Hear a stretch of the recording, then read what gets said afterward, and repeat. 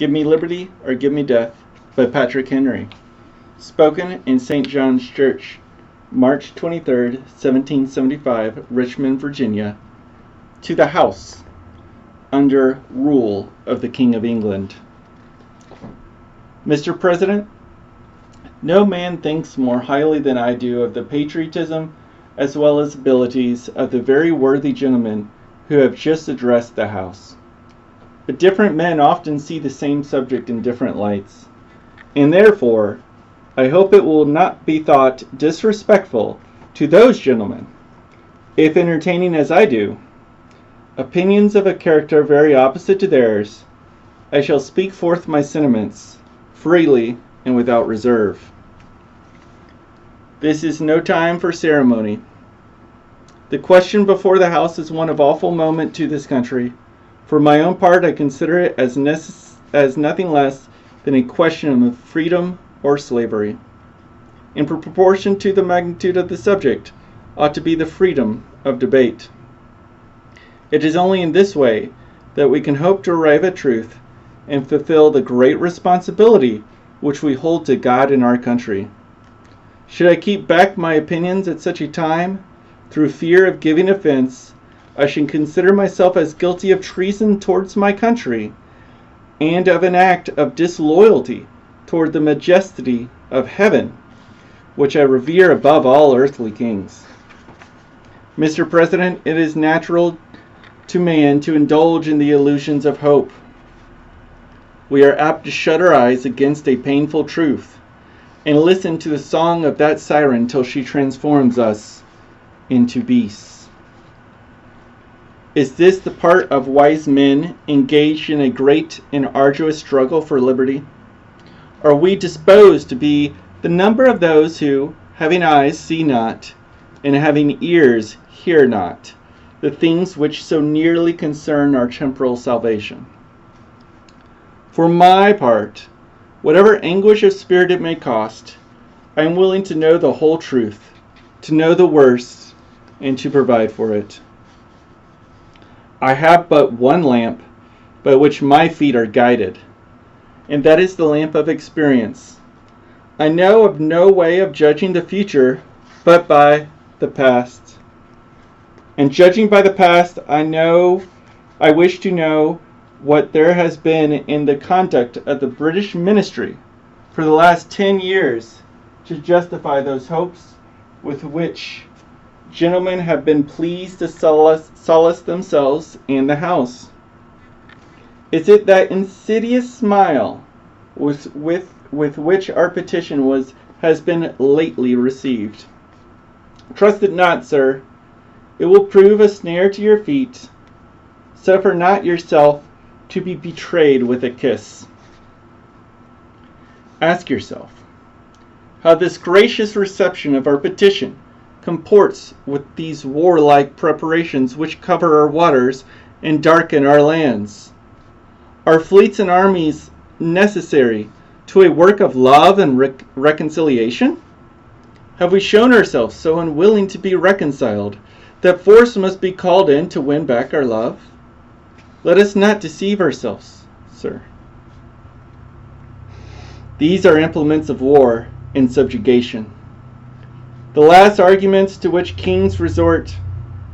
I ask gentlemen, sir, what means this martial array if its purpose be not to force us to submission? Martial array.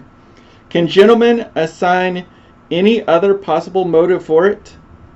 Has Great Britain any enemy in this quarter of the world?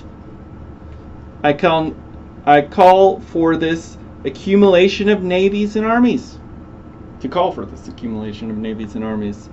No, sir, she is not.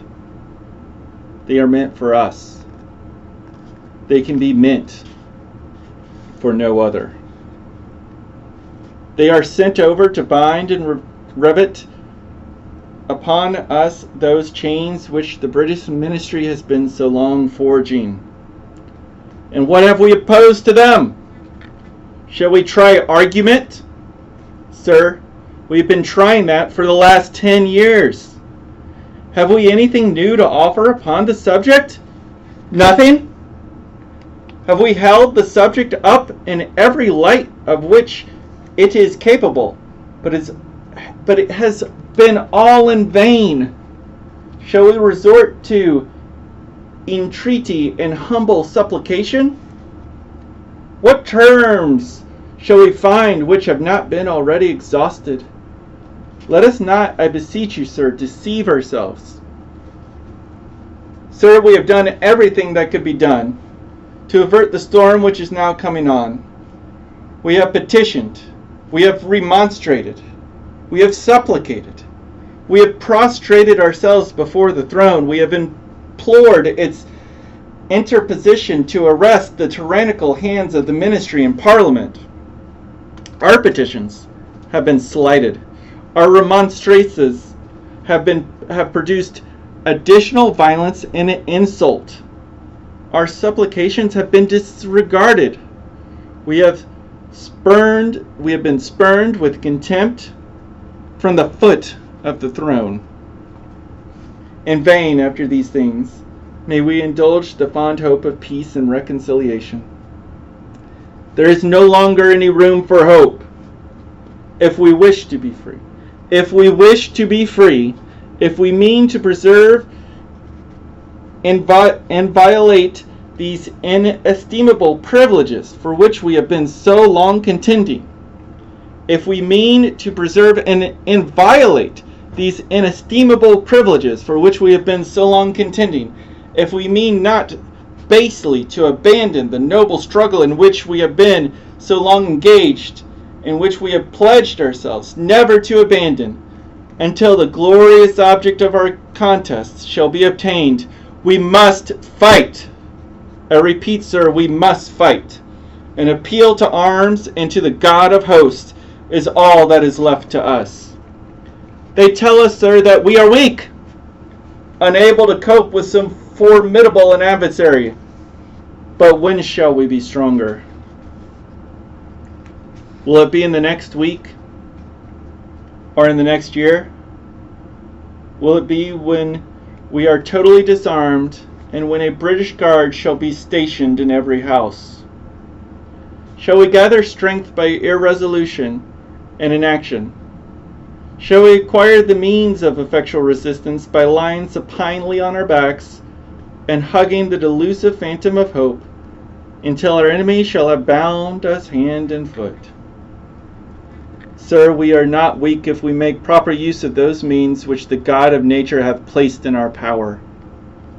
3 millions of people, armed in the holy cause of liberty, and in such a country as this, that which we possess, are invincible by any force which our enemy can send against us. Besides, sir, we shall not fight our battles alone. There is a just God who presides over the destinies of nations, and who will rise up friends to fight our battles for us. The battle, sir, is not to the strong alone. It is to the vigilant, the active, the brave. Besides, sir, we have no election. If we are base enough to desire it, it is now too late to retire from the contest. There is no retreat but in submission and slavery. Our chains are forged. Their clinking may be heard on the plains of Boston. The war is inevitable. The war is inevitable. And let it come. I repeat, sir, let it come. It is in vain, sir, to extenuate the matter. Gentlemen may cry, peace, peace, peace, peace. But there is no peace. The war is actually begun.